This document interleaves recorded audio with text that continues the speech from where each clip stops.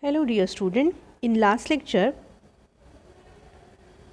we have started the joins operation, and in that join operation inner join we have seen what basically inner join is. Inner join is nothing but the records which are common in both the tables that will be shown if we join the two tables by using inner join.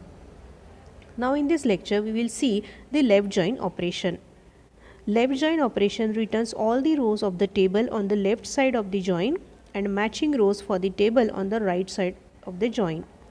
Now here left side of the table and right side of the join, left side of the join and right side of the join indicates the position before the join keyword and position after the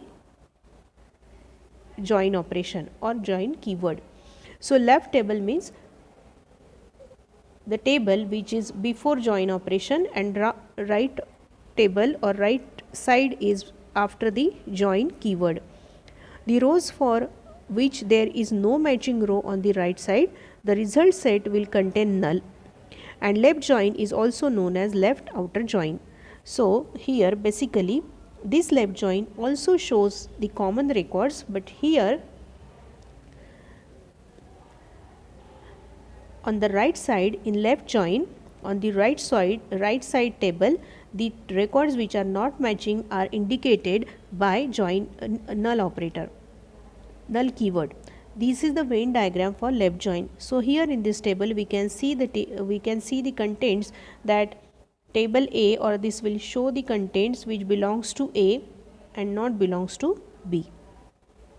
So basically select student.name comma student course dot course id from student, left join student course on student course dot roll number is equal to student dot roll number.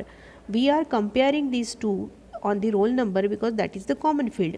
So here name and course id we are displaying, and the common fields we are getting, but the course id which are not common are indicated on the right side table by null value. So this is about left join. Thank you for listening.